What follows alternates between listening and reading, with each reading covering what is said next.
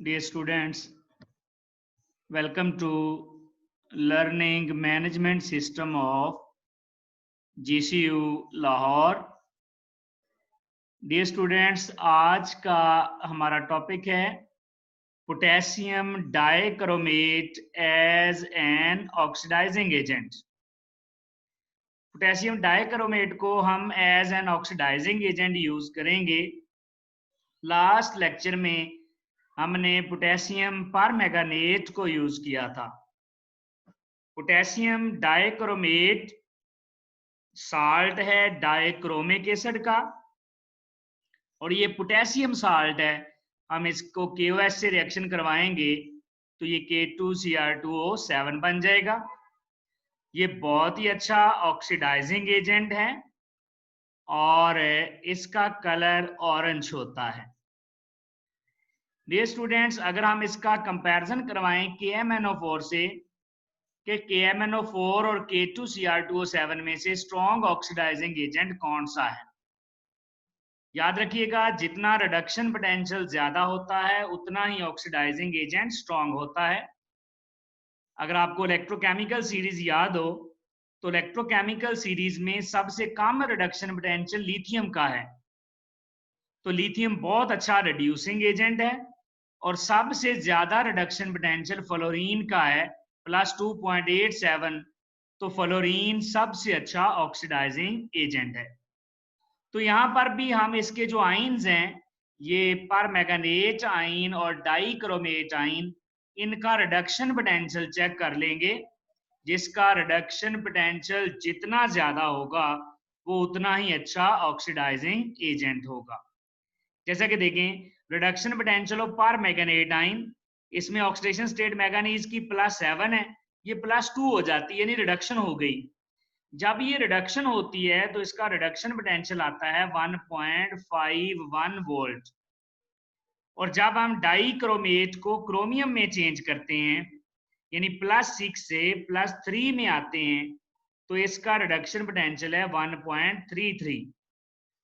तो इसका मतलब है कि KMnO4 में परमैंगनेट आइंस का रिडक्शन पोटेंशियल ज्यादा है, ग्रेटर दी रिडक्शन पोटेंशियल स्ट्रॉन्गर दी ऑक्सीडाइजिंग एजेंट। इसका मतलब है KMnO4 पोटेशियम डाइक्रोमेट से अच्छा ऑक्सीडाइजिंग एजेंट है। क्यों? क्योंकि इसका स्टैंडर्ड रिडक्शन पोटेंशियल ज्यादा है। नेक्स्ट है एसिडिक मीडिया में हम ऑक्सीडेशन देखें अगर, तो ये K2Cr2O7 जब इसमें एसिड ऐड करते हैं तो ये +3 में आ जाता है। यहाँ क्रोमियम की ऑक्सीडेशन स्टेट +6 है, यहाँ +3 में चेंज हो जाएगा और ये 6 इलेक्ट्रॉन गेन करेगा।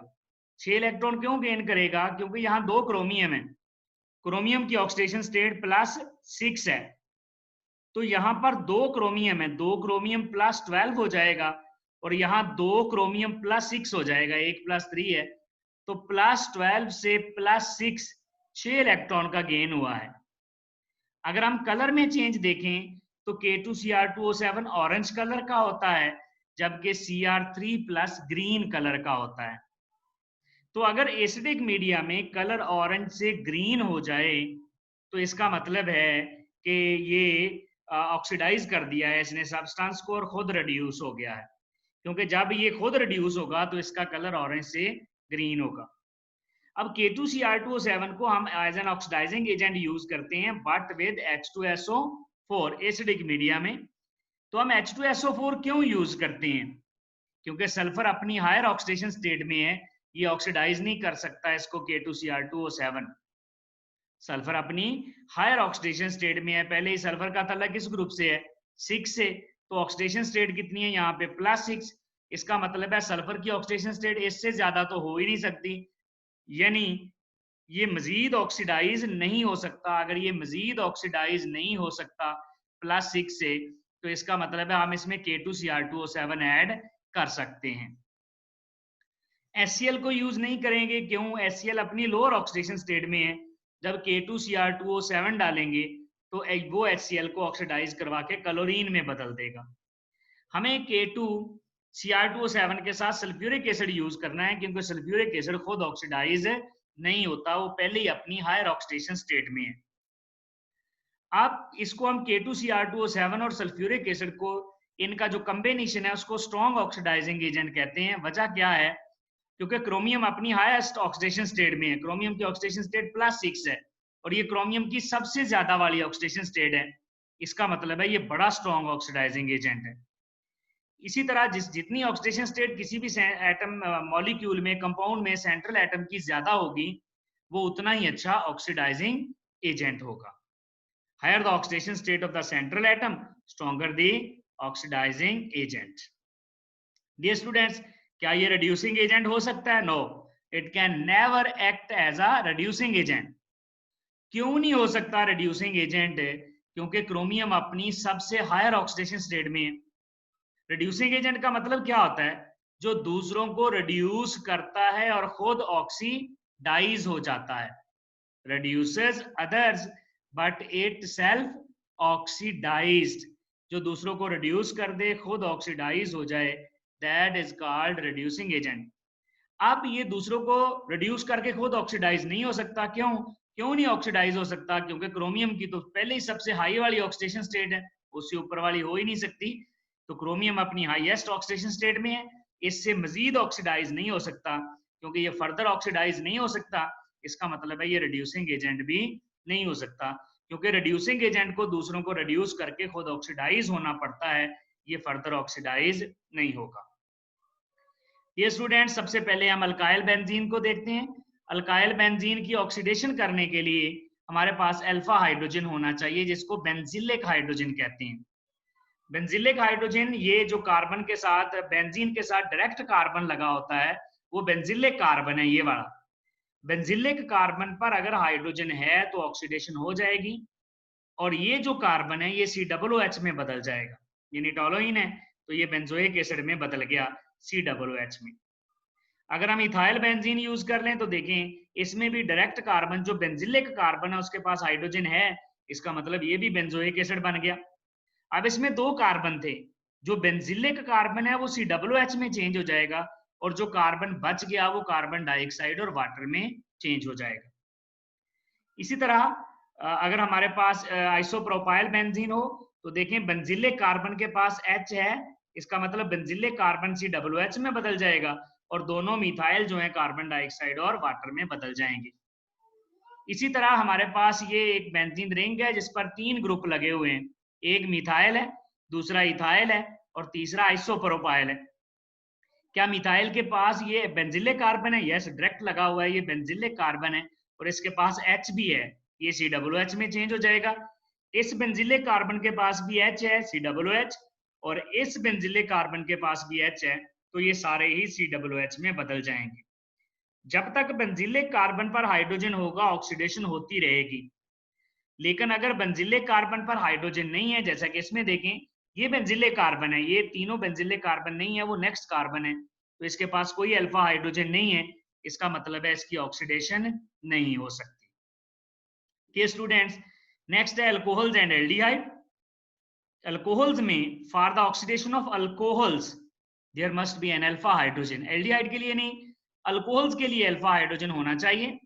प्राइमरी अल्कोहल की ऑक्सीडेशन से एल्डिहाइड बनेगा और एल्डिहाइड की ऑक्सीडेशन से कार्बोक्सिलिक एसिड बनेगी। अगर हम ये वाली अल्कोहल देखें तो इसमें OH ग्रुप, ये वाला हाइड्रोक्सिल ग्रुप फंक्शनल ग्रुप है और ये रेड वाला कार्बन अल्फा कार्बन है। अल्फा कार्बन पर अल्फा हाइड्रोजन है, अगर अल्फा हाइड्रोजन है तो इसका मतलब इसकी ऑक्सीडेशन हो सकती है। अब जब ऑक्सीडेशन करेंगे तो यहाँ से हाइड्रोजन निकल जाएंगे, कौन कौन से? एक ऑक्सीजन वाला और दूसरा कार्बन वाला, ये मैंने उसको ब्लू कलर में शो करवाया है। तो ये दोनों हाइड्रोजन यहाँ से ब्लू वाले निकल गए, रेड वाला बच जाएगा, तो ये क्या होगी? ऑक्सीडेशन। यहाँ CO बांड चेक करें, एक है, यहाँ CO बांड 2 हैं, तो ऑक्सीडेशन होगी। यहाँ देखें CH बांड 2 हैं, एक ब्लू वाला और एक रेड वाला, यहाँ CH बांड 1 है, तो इसका मतलब है CH बांड कम हो गए, तो ये ऑक्सीडेशन होगी। अब एल्डिहाइड को तो ऑक्सीडाइज करना बहुत आसान है, ये तो वीक ऑक्सीडाइजिंग एजेंट भी काम कर सकते हैं, तो ये ऑक्सीडाइज होके यहाँ O लग जाएगा, कार्बोक्सिलिक एसिड में चेंज हो जाएगा। अगर हम कीटोन्स की बात करें, सेकेंडरी अल्कोहल्स की, तो सेकेंडरी अल्कोहल से कीटोन बनेंगे। देखिएगा एक अल्कोहल OH जिस कार्बन से अटैच है वो सेकेंडरी है, क्यों? वो 2 कार्बन से लगा हुआ है। अब क्या अल्फा हाइड्रोजन है? यस, OH के साथ जो पहला कार्बन है ये रेड वाला, ये अल्फा है, अल्फा पर हाइड्रोजन है, इसका मतलब ऑक्सीडेशन हो सकती है। ये ब्लू वाले हाइड्रोजन निकल जाएंगे, एक ऑक्सीजन से और दूसरा हाइड्रोजन से, और ये बन गया कीटोन। और यहाँ देखिए CO बांड कितने हैं, एक, यहाँ CO बांड 2 हैं, यहाँ CH बांड 1 है, ये अल्फा कार्बन के साथ एक हाइड्रोजन है, यहाँ कोई नहीं है, तो इसका मतलब है ये ऑक्सीडेशन हो गई है। अगर हम कीटोन्स की बात करें तो कीटोन्स विगरस कंडीशन में कार्बोक्सिलिक एसिड बनाते हैं। इनके लिए हीट करना पड़ता है, टेम्परेचर ज्यादा करना पड़ता है, स्ट्रॉन्ग ऑक्सीडाइजिंग एजेंट के साथ साथ हीट भी देंगे तो ये कार्बोक्सिलिक एसिड में बदल जाएंगे। जैसा कि देखें, ये एक कीटोन है हमारे पास, कार्बोनिल के किसी तरफ से बांड ब्रेक हो जाता है, यानी R वाली साइड से तोड़ दें या CI3 वाली साइड से। फॉर एग्जाम्पल मैं CI3 वाली साइड से यहाँ से ब्रेक कर देता हूँ, जब यहाँ से बांड ब्रेक होगा तो एक तरफ R C double bond OH बन जाएगा, R C double bond OH, और ये जो एक कार्बन बचा है, एक कार्बन वाला एसिड कौन सा होता है, फार्मिक एसिड। फार्मिक एसिड तो फौरन ऑक्सीडाइज होके क्या बना देगा, कार्बोनिक एसिड, और कार्बोनिक एसिड कार्बन डाइऑक्साइड और वाटर में बदल जाएगा। यानी ये एल्डिहाइड वाला कार्बन है, एल्डिहाइड वाला ग्रुप है, तो ये फौरन H लेके कार्बोक्सिलिक एसिड बना देगा। अब कीटोन्स दो तरह के होते हैं, एक सिमेट्रिकल और दूसरे अनसिमेट्रिकल। सिमेट्रिकल कीटोन वो होते हैं जिनमें कार्बोनिल के दोनों तरफ एक जैसे अल्काइल ग्रुप हों। जैसे देखिए, ये कार्बोनिल है, इधर इथाइल है, इधर भी इथाइल है, तो दोनों तरफ एक जैसे ग्रुप हैं। अब अगर हम इसको ब्रेक करने की कोशिश करें, जिधर से मर्जी ब्रेक कर दे, कार्बोनिल के जिस साइड से मर्जी, प्रोडक्ट सेम बनेंगे। जैसे देखिए, मैं इसको रेड वाली साइड से ब्रेक करता हूं, तो रेड वाली साइड पे कितने कार्बन बच गए, 2, और ये जो कार्बोनिल ग्रुप है ये ब्लैक वाले इथाइल के साथ चले गया, तो इधर 3, यानी एक तो बनेगा प्रोपानोइक एसिड और दूसरा बनेगा एथानोइक एसिड। अगर प्रोपानोइक एसिड और एथानोइक एसिड, एक 3 कार्बन वाला एक 2 वाला, और अगर मैं चेंज कर दूं, अगर मैं इस तरह से ब्रेक करूं कि कार्बोनिल रेड वाले के साथ चले जाए और ये इथाइल ग्रुप अलग हो जाए, तो आप भी देखें, एक बनेगा प्रोपानोइक एसिड 2 पेंटानॉन से और एक बनेगा एथानोइक एसिड। यानी जिधर से आप मर्जी ब्रेक करें, प्रोडक्ट वही बनेंगे। अगर कीटोन सिमेट्रिकल है, जिधर से मर्जी ब्रेक कर दें, कार्बोक्सिलिक एसिड ही बनेंगे और एक जैसे बनेंगे। लेकिन अगर कीटोन अनसिमेट्रिकल हो तो प्रोडक्ट चेंज हो जाएंगे। जैसे देखें, ये अनसिमेट्रिकल कीटोन है, एक तरफ इथाइल है, दूसरी तरफ मिथाइल है, एक इथाइल ग्रुप और दूसरा मिथाइल ग्रुप। अब ये जो मिथाइल ग्रुप है, अगर मैं कार्बोनिल इसके साथ भेज दूं, यानी छोटे वाले अल्काइल ग्रुप के साथ, तो ये 2 कार्बन एक साइड पे चले गए, एसिटिक एसिड यानी एथानोइक एसिड, और फिर ये रेड वाले 2 एक साइड पे चले गए, ये भी एथानोइक एसिड। यानी अगर मैं कार्बोनिल ग्रुप को मिथाइल के साथ भेज दूं तो सिर्फ एथानोइक एसिड बनेगा। अब दूसरी साइड से देखते हैं, अगर मैं कार्बोनिल ग्रुप को इथाइल के साथ भेज दूं तो देखें प्रोडक्ट डिफरेंट बन गए। जब मिथाइल के साथ कार्बोनिल गया तो एथानोइक एसिड बना था, अब प्रोपानोइक एसिड भी बनेगा, दिस इज प्रोपानोइक एसिड, और एक साइड पे फार्मिक एसिड बनेगा। तो इसका मतलब है अनसिमेट्रिकल कीटोन का मसला है। अनसिमेट्रिकल कीटोन में अगर आप डिफरेंट साइड से बॉन्ड ब्रेक करेंगे तो प्रोडक्ट डिफरेंट आएंगे। सिमेट्रिकल में जिधर से मर्जी कर दें, प्रोडक्ट सेम आएंगे। तो फिर अनसिमेट्रिकल कीटोन्स का इशू सॉल्व करने के लिए कि फिर किधर से ब्रेक करें, क्योंकि दोनों तरफ जिधर से ब्रेक करते हैं प्रोडक्ट और आ जाते हैं, तो उसके लिए हम फॉलो करते हैं पोपॉफ रूल। पोपॉफ रूल क्या है कि कीटो ग्रुप यानी carbonyl group smaller alkyl group के साथ जाएगा। Keto group will stay with the smaller alkyl group. जैसा कि देखें, ये अनसिमेट्रिकल कीटोन है 2 ब्यूटानॉन, इसमें ये जो कीटो ग्रुप है ये छोटे अल्काइल ग्रुप के साथ भेजें, ये मिथाइल है, ये इथाइल है, तो ये मिथाइल के साथ जाएगा छोटे अल्काइल ग्रुप के साथ। तो ये देखें 2 कार्बन और ये भी 2 कार्बन, तो इसका मतलब है एथानोइक एसिड ही बनेगा दोनों सूरतों में। अब ये उधर से ही क्यों टूटता है बांड, जिधर से अल्काइल ग्रुप बड़ा होता है, यानी कीटो ग्रुप छोटे के साथ क्यों जाता है, छोटे वाले अल्काइल ग्रुप के साथ क्यों रह जाता है, दूसरी साइड से बांड क्यों टूटता है। डियर स्टूडेंट्स, चूंकि हम कर रहे हैं ऑक्सीडेशन, और ऑक्सीडेशन वहां से होती है जहां इलेक्ट्रॉन ज्यादा होते हैं। ऑक्सीडेशन क्या होती है, लॉस ऑफ इलेक्ट्रॉन्स, और लॉस ऑफ इलेक्ट्रॉन वहां से ज्यादा होता है जहां पर इलेक्ट्रॉन पहले से ज्यादा हों। अगर आप कार्बोनिल को देखें, ये इलेक्ट्रॉन विद ड्राइंग ग्रुप है, ये इस मिथाइल से इलेक्ट्रॉन खींचता है और इससे भी ले लेता है, ये दोनों तरफ से इलेक्ट्रॉन खींच रहा है। लेकिन ये जो मिथाइलिन ग्रुप है, इसको ये इथाइल इलेक्ट्रॉन दे भी रहा है। अब अगर इस कार्बन और इस कार्बन को देखें तो ज्यादा इलेक्ट्रॉन किसके पास है, जिसके साथ इलेक्ट्रॉन डोनेटिंग ग्रुप लगा हुआ है, तो फिर इसके पास ज्यादा इलेक्ट्रॉन है तो फिर इस साइड से ऑक्सीडाइज होगा, ये वाला कार्बन ऑक्सीडाइज होगा। तो ब्रेक बाड उधर से ब्रेक होगा जिधर से अल्काइल ग्रुप बड़ा है, या ऐसे समझ लें जिधर कीटो ग्रुप उसके साथ जाएगा जो अल्काइल ग्रुप छोटा है। और अल्काइल ग्रुप बड़े वाला क्यों ब्रेक होता है? क्योंकि उस साइड पे इलेक्ट्रॉन डेंसिटी ज्यादा होती है, इलेक्ट्रॉन डेंसिटी ज्यादा होगी तो ऑक्सीडाइज करवाना आसान होगा। Thank you very much.